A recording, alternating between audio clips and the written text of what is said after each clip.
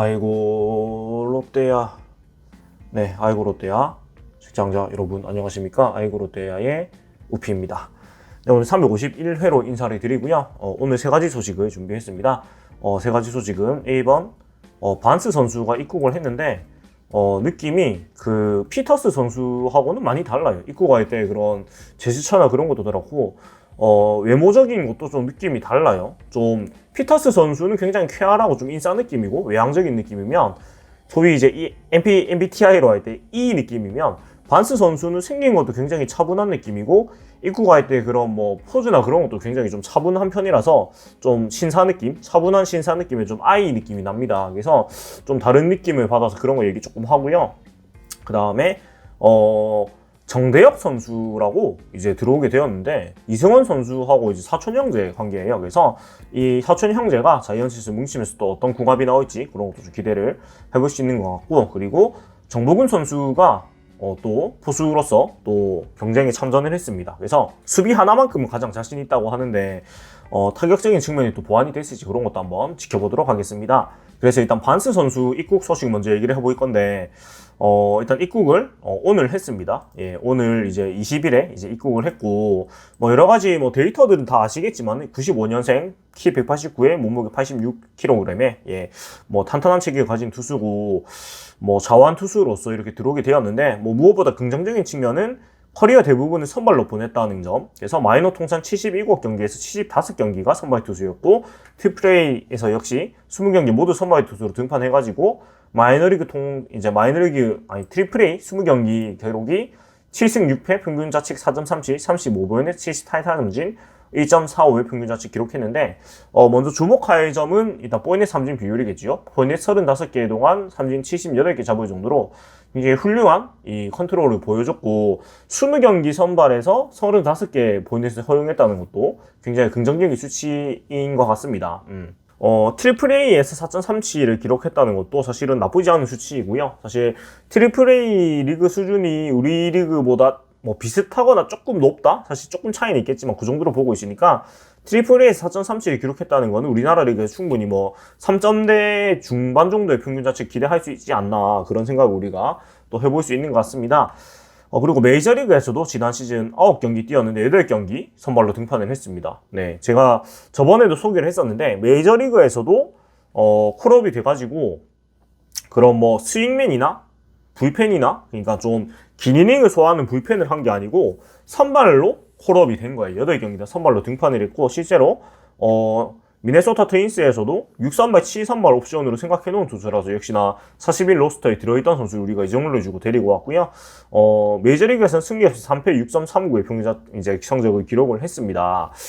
그리고 정교한 제구력과 다양한 변화구로 체인지업, 슬라이더 등으로 차저의 타이밍이 빼는 땅부렁 투수고 평균 구속 144.5km의 직구 구속을 가지고 있다고 하는데, 뭐 다른 거보다 사실 지금 뭐 얘기할 수 있는 부분은 없고, 그냥 그 입국할 때 사진이랑 영상 같은 걸 보면은 그냥 이미지라는 게 있잖아요. 그 봤을 때 약간 제가 닮은 사람이 누구 닮았다고 생각을 딱 한 사람이 있는데, 그 현대 시절부터 현대 히어로즈의 진성 팬이었던 그 테드 스미스 씨가 있어요. 그분 아시는 분 있는지 모르겠는데 테드 찡이라고 불리던 그분을 닮았네요. 네, 제가 누구를 닮았는가 생각을 해봤는데 그 테드 스미스 씨를 닮았어요. 네, 그래서 일단은 그런 좀 인상을 받았던 것 같고, 그리고 제가 사진을 좀 같이 올릴 건데 진짜 닮았어요. 진짜 닮았고, 그리고 인상이 전반적으로 굉장히 착하게 생긴 것 같습니다. 착하게 생겼고, 그리고 좀 차분한 눈빛을 가지고 있는 것 같고, 딱 약간 모범생 스타일. 네, 그 피터스 선수는 입국하면서 포즈도 되게 막 이런 것도 하고 굉장히 쇼맨십이 강했는데, 반스 선수는 그냥 잠깐 포토 타임인데 마스크만 살짝 내리고 그냥 차례 짜서 서 있는 거 보니까 굉장히 좀 차분한 스타일의 선수인 것 같아요. 그래서 뭐 장단이 있겠습니다만은 뭐 피터스 선수가 처음에 조금 적응에 뭐 같이 뭐 밥도 먹으러 다니고 이런 식으로 조금 잘 데리고 다니면서 적응을 좀 도와줬으면 좋겠고, 또 반스 선수는 또 미혼인 걸로 보여요. 그래서 혼자 들어왔기 때문에 또 피터스 선수나 뭐 부부나 아니면 스파크먼 선수, 또 동양 일본에서 뛰어본 스파크먼 선수나 이렇게 좀 잘 챙기면서 뛰어주면 좋겠다, 이런 생각이 드는 것 같습니다. 아무튼 뭐 상실을 하고 막 뭐 사고 칠 것 같은 인상은 아닙니다. 다만 이제 좀 적응을 처음에 좀 어려워할 수 있긴 한 생각이 드는데 그런 것들을 팀 동료들이 잘 도와줘가지고 또 서튼 감독도 그렇고요. 적응만 빨리 한다면은 충분히 자기 몫을 할 선수라는 그런 느낌이 듭니다. 이렇게 스파크먼 선수가 아니고 반스 선수도 이제 입국을 했고요. 그리고 이제 사촌지간 얘기를 좀 해볼 텐데 이승원, 정대혁 사촌 형제가 이제 한 팀에 들어와가지고 뛰게 되었습니다. 사실 뭐 형제간에 이렇게 선수로 같이 뛴 경우가 되게 많았는데 물론 사촌 형제이긴 하지만 되게 가까운 사이이기 때문에 이런 또 기대를 할 수 있는 것 같고 정대혁 선수도 체격이 굉장히 좋은 선수입니다. 정대혁 선수 키가 186cm. 네, 잠깐만요. 제가 정확히 한번 보겠습니다. 롯데 정대혁 186cm에 95kg를 가지고 있는 굉장히 좋은 체격이고 22년 육성 선수로 이제 입단을 하게 되었습니다. 육성 선수에 입단을 했고 이승원 선수가 196cm의 키를 가지고 있는 걸로 알고 있는데 정대혁 선수도 역시 사촌 형제가 키가 굉장히 큰 선수입니다. 그리고 정대혁 선수 같은 경우에는 김해고를 졸업하고 이제 고교 졸업을 앞둔 신인드래프트에서 사실 지명을 못 받았어요. 그래서 허리가 안 좋았기 때문에 바로 군대를 갔고 국방 의무를 마치고 22년 1월에 전역을 했습니다. 그러니까 23살인데 이제 군필 선수인 거죠. 예, 군필 선수고 지난 2022년에 이제 그 롯데 스카우트의 눈도장을 받고 이제 입단 테스트 당일 계약을 할 정도로 확실한 그런 기량을 인정을 받고 이제 육성 선수로 입단을 하게 되었습니다. 그래서 올 시즌에는 퓨처스에서 선발로서 좀 로테이션을 돌 계획이라고 해요. 사실 이렇게 퓨처스에서 선발로서 기회를 준다는 거는 차후 이 선수가 우리 팀의 선발 투수로서 활약을 해줄 수 있을 거라는 그런 기대를 팀 내에서도 가지고 있다는 뜻이겠죠. 그래서 헌칠한 체격에 자신이 있는 두 가지 형제 야구 스타일도 어느 정도 닮아 있다고 하는데 정대혁 선수는 일단 이렇게 들어오게 되면서 꿈의 첫 계단은 밟은 것 같다며 허리 통증이 사라지면서 나를 가두던 선에서 벗어난 느낌이라고 웃었습니다. 그리고 이 형제들이 사촌 형제가 야구 이야기 말고는 뭐 주제가 없을 정도로 야구에 대한 고민이 같이 많이 한다고 하는데 타자를 잡기 위해서 어떻게 하면 좋을지에 대한 고민만으로도 몇 시간을 훌쩍 보낸다고 하는데요. 사실 작년에 2020년에 이승원 선수가 그 머리에 공을 맞는 그런 부상을 당할 때 정대혁 선수가 군대에서 TV로 그날 경기를 이제 생방송으로 봤다고 해요. 그래서 굉장히 마음이 아프게 남아있고 사촌 형인 이승원한테 얘기하고 싶은 걸 물어보니까 다른 것보다 아프지 말라는 말이 먼저 나올 정도로 이제 사촌 동생으로서 걱정을 많이 했다고 해요. 그래서 안 다치고 형반의 목표를 이뤘으면 좋겠다. 항상 응원하고 계약을 위해 사직구장에 왔을 때도 바쁜 시간을 쪼개서 인사하러 와가지고 격려를 해줬다. 늘 고마운 형이다. 승환이 형이 선발로 던지고 내가 불펜에서 힘을 보태 팀이 승리한다면은 상상만 해도 짜릿하다면서 이제 이승원 사촌 형의 그런 화이팅을 또 응원을 했고 이승원도 진심으로 이제 화답을 했는데 내가 아파봤기 때문에 무엇보다 다치지 않고 야구하는 게 중요하다. 가족끼리 같은 팀에 들어온 것 자체도 행운이라고 생각하고 언젠가 같은 경기에 뛰면서 팀 승리를 합작한다면 정말 좋겠다라고 이제 사촌 동생에게 또 좋은 메시지를 보냈습니다. 아무튼 우리 팀에 이렇게 형제 선수가 같이 뛴 게 제 기억으로는 옛날에 그 윤형배, 윤동배 그 형제가 아마 뛴 걸로 이제 기억을 제가 하고 있는데 정확한지 모르겠습니다. 윤형배와 윤동배 형과 윤형배 동생 이렇게가 이제 같이 뛰었다고 합니다. 제가 검색을 해보니까 잠깐 나오는데 그 정도 말고는 사실은 이렇게 형제가 뛴 적은 별로 없고 사실 사촌까지 넓히면 더 있는지도 모르겠어요. 근데 아무튼 이렇게 또 가족이 한 팀에 뛰게 되었으니까 또 사실 한 살 터울이면은 굉장히 가까울 수밖에 없거든요. 같은 야구 선수를 했고 그리고 아무래도 이승원 선수를 보고 나도 이제 야구를 해야 되겠다고 정대혁 선수가 야구를 하게 된 것도 있기 때문에 이 두 형제가 1군에서 꼭 만나가지고 또 멋진 경기 함께하는 모습 우리가 기대를 한번 해보겠고요. 그리고 마지막으로 이제 정보근 선수 얘기인데 먼저 수비에 대한 자신감은 있다. 타격만 된다면은 충분히 승산이 있다고 생각한다고 이제 밝혔습니다.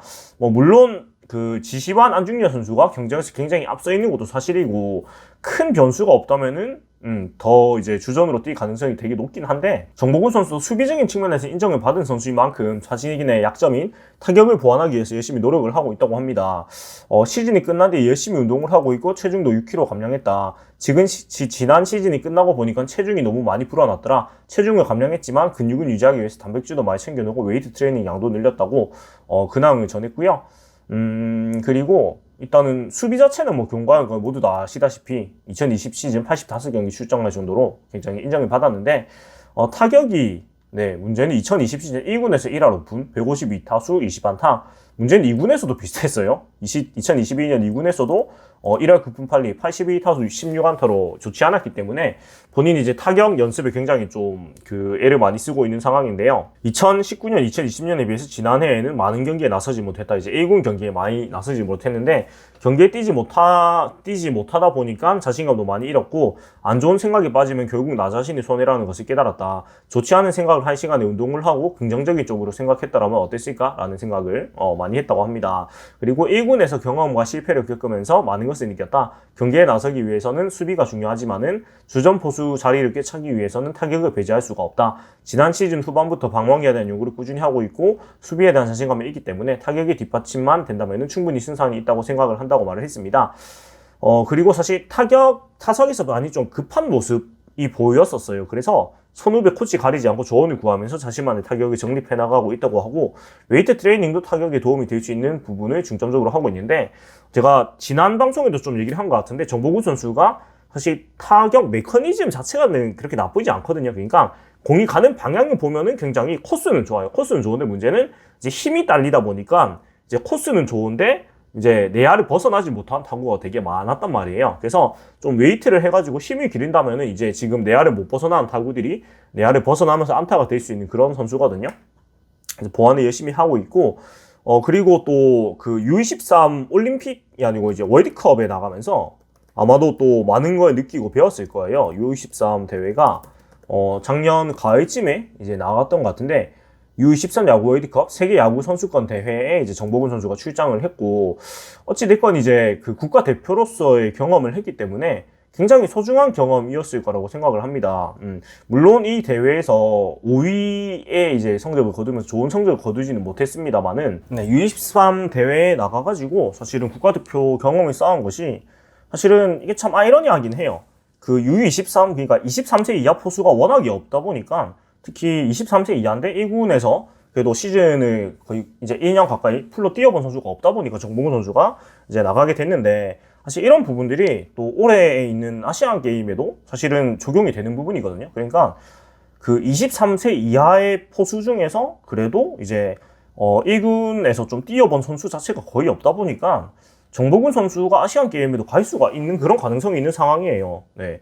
그래서 지금 우리 팀에서는 사실 U23이면은 한동희, 최준용 선수는 거의 이제 대표팀에 갈 가능성이 거의 100%라고 봐야 되는데 정보근 선수도 지금 상황이면은 또 아시안 게임에도 출장을 할 수도 있지 않을까라는 생각이 드는 바입니다. 그래서 사실 본인한테는 하늘이 내린 기회라고 볼 수가 있거든요. 왜냐면 정보근 선수의 사실 실력 성적으로만 봤을 때 국가대표가 사실 기대하기가 되게 어려운 게 사실입니다만은 그 만 23세라는 99년생이니까 딱 그 라인에 걸리는 상황이거든요. 그래서 본인에게 온 굉장히 어떻게 보면은 또 이번 아시안 게임부터 그렇게 나이 제한이 걸리면서 좀 하늘이 준 기회라고 생각해요. 그래서 본인이 정말 열심히 해가지고 1군에서 많이 뛰기는 좀 어려울 수가 있겠지만 1군에서 뭐 넘버 3 포수로서 활약을 한다거나 아니면 퓨처스에서라도 활약을 꾸준하게 한다면은 그 아시안 게임에 나갈 수 있는 기회가 충분히 있고 그 다음에 뭐 군 문제를 바로 해결을 한다면은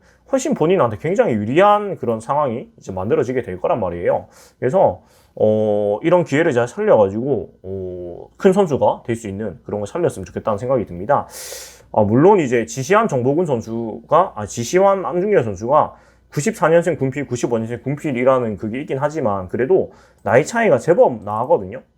94, 95, 99년생이니까 그런 것들을 본인이 잘 활용을 한다면은 충분히 자기의 그런 기회를 언젠가는 만들어 나갈 수 있지 않을까 이런 생각이 드는 것 같습니다. 아무튼 여기까지 세 가지 소식을 얘기를 했고요. 이제 스프링 캠프를 언제 출발을 하는지 제가 좀 보겠는데, 스프링 캠프, 다음 달 1일 스프링 캠프 돌입하는 거 2월 초에 보통 이제 캠프를 이제 출발을 하게 됩니다. 그리고, 롯데는 스프링 캠프를 언제 하나, 제가 살펴보니까 2월 2일부터 이제 상동에서 스프링 캠프가 시작을 하게 되는데, 설을 쇠고 딱 시작을 하게끔 이제 스케줄을 잡아놓은 것 같아요. 그래서, 스프링 캠프가 시작되면 아무래도, 기사도 많이 나오고, 좀 자체 청백전이라든가 아니면 연습 경기 그런 것들도 하기 때문에 조금 더 다양한 소식을 말씀드릴 수 있을 것 같아요. 그래서 이전까지는 이런 좀 인터뷰 위주로 얘기를 하고 인사를 드리도록 하겠습니다. 지금까지 아이고 롯데아이의 우피우피요. 재밌게 들으셨다면 구독과 좋아요 부탁드리겠습니다. 타임 투 윈 롯데 자이언츠.